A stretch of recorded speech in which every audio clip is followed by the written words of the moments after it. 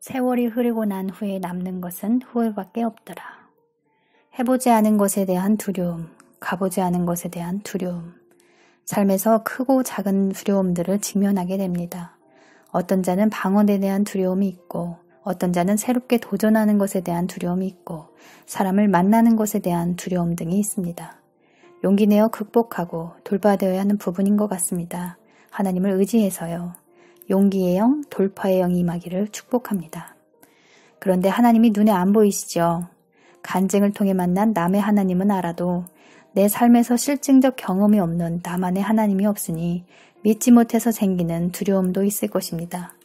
경험을 했어도 온전히 믿지 못하는 게 우리잖아요. 저 역시도 지나온 삶을 되돌아보면 두려움 때문에 주저주저하고 망설이고 민기적거리다가 세월을 허송했었습니다.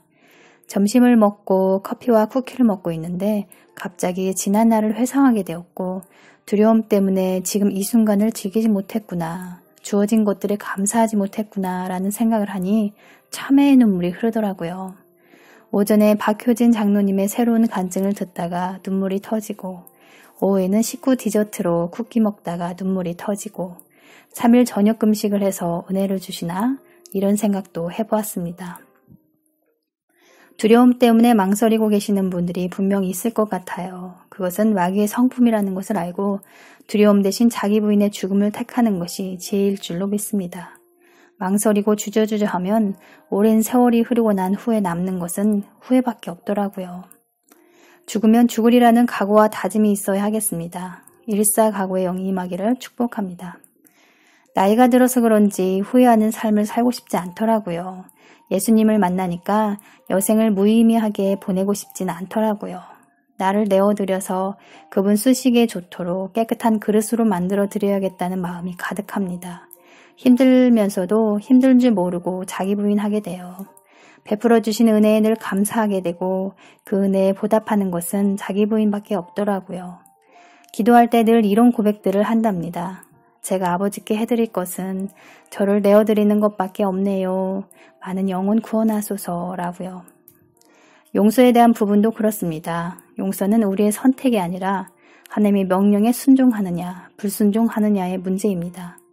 너희가 사람의 잘못을 용서하면 너희 하늘아버지께서도 너희 잘못을 용서하려니와 너희가 사람의 잘못을 용서하지 아니하면 너희 아버지께서도 너희 잘못을 용서하지 아니하시리라. 너희가 각각 마음으로부터 형제를 용서하지 아니하면 나의 하늘아버지께서도 너희에게 이와 같이 하시리라. 구약을 보면 불순종과 우상숭배는 엄히 다루시는 것을 봅니다.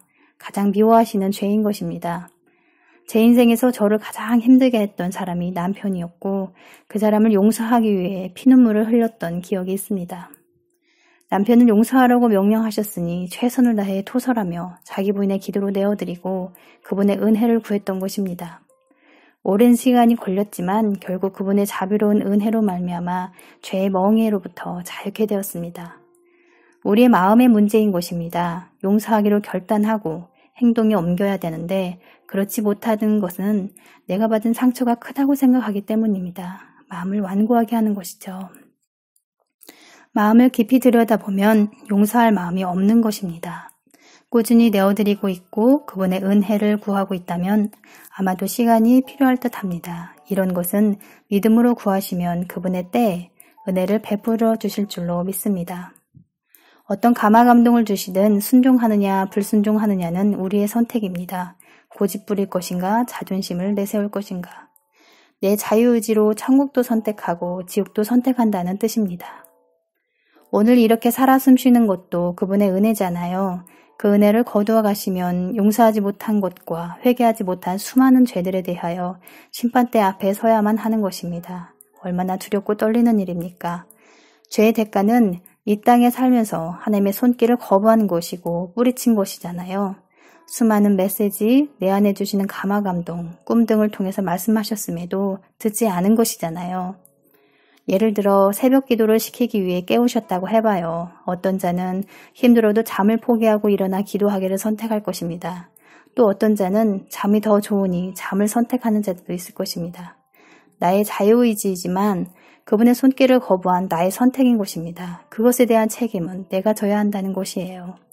조금 무서운 말이기는 하지만 행한 대로 갚으시는 하나님이시죠. 아주 작고 사소한 것들에 충성된 자를 하나님께서는 사용하신답니다.